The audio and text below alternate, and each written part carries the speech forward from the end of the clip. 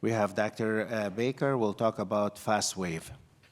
So Dr. Baker had to leave, and because he had some medical emergencies. So I said, I'll try to do a good job with this one. So IVL, and I think all of us use what we call shockwave for calcific disease. We use it now in the coronaries. We use it in the peripheral space. And basically, calcium is the bane of any endovascular intervention, whether it be balloon angioplasty, stents don't expand. And so shockwave has taken off completely. So if you look at the data, it supports IVL's growth as a key PAD calcium modification tool. This data is very, very clear. And if you look at the rapid uptake and the use of shockwave, and you can see that the company has done really, really well. I still use it, and I think it's really good. I use it specifically I started using it specifically for aortoiliac disease, for access, and then, of course, it's now moved into the coronaries. There was even some talk today about using it in the carotids, for severe calcific disease. So lithoplasty, lithotripsy, whatever you choose to call it, has definitely taken up, and you can see the monetary gain in terms of annual global revenue. So it's definitely attracting attention. And the only person in the game is obviously shockwave.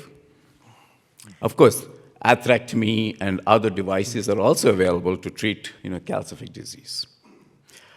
But hello, this is Miguel's talk, of course, and Miguel's always has these potential videos or slides that catch your attention. Mm-hmm. So he says, my name is FastWave Medical.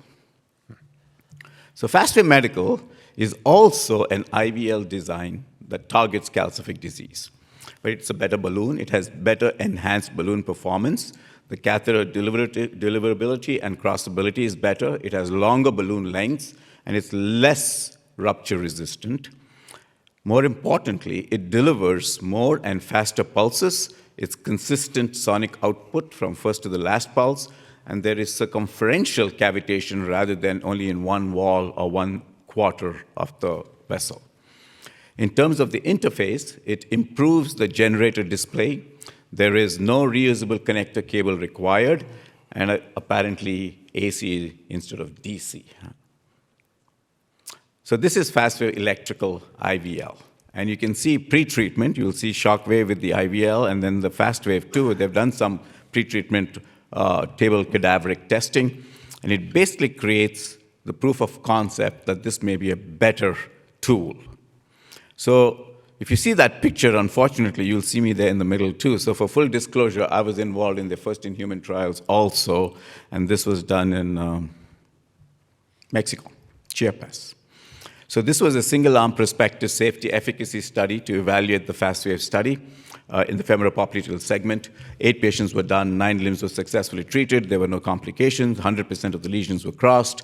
30-day follow-up is still pending, and we were able to do these cases in over 2 days. So we used a couple of cases over here, FastWave EVL, 60 by 60 millimeter balloons, 90 pulses, and you can see the balloons, and you can see the pre and post. Even in CTOs, you can see the luminal gain, no additional stenting, and we were able to even prove the luminal gain, not only with angiographic views, both multiple views, but also with other modalities.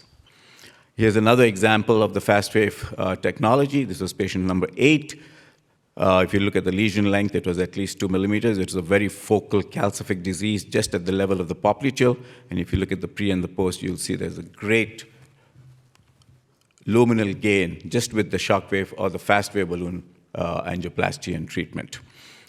This was an 84-year-old female, and you can see the balloon waist, where you can see that this lesion is very significant. And then following shockwave lithoplasty, pre-treatment, and post-treatment with shockwave, you'll see that there's a 0% residual stenosis.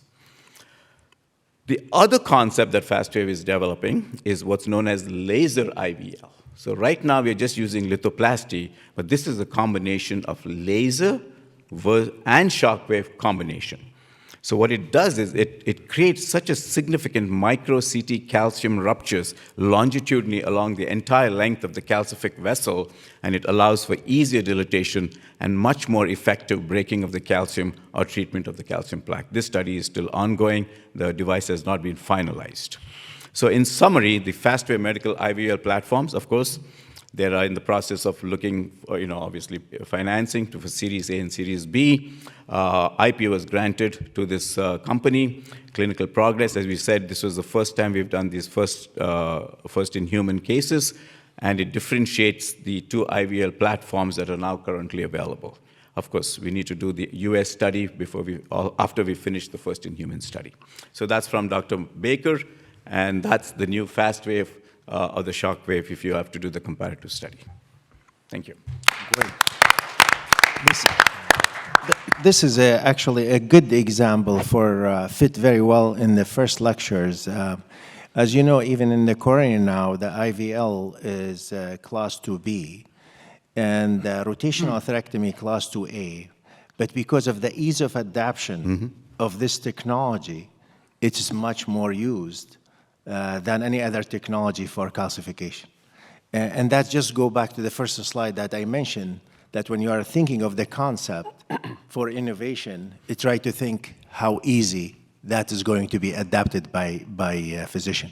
Even though the unmet need is attacked by multiple devices, as you know, and multiple technology, but the ease of use make it much more successful. Vinky, congratulations. Good presentation. And congratulations on the cases. I've been working, I don't have any equity in it, but I've been working with a company called SIS out of Switzerland. The people are people from YOMED. And they've been together for about a year and a half, 2 years. This is for only in the coronaries now. And, but instead of using shock type or laser, it actually uses a very high pressure double balloon system, 40 atmospheres. And we're doing it, and it's smart. The company is doing a randomized trial compared to Shockwave in coronaries. They're only in coronaries right now. They could clearly be done in peripheral, but one of the problems with Shockwave is the technology is pretty expensive. That's true. But also, if you do this strong balloon, there may be a greater chance of dissection perforation. We haven't seen it, and one of the ways that you do it is you resist the temptation, oh, I can't crack it. Don't put a 7mm balloon. Actually, the smaller the balloon, the better, because with the force you get just with a small lumen increase, it actually works. So there hasn't been an increased dissection, but the good news, this trial will be looking at dissections.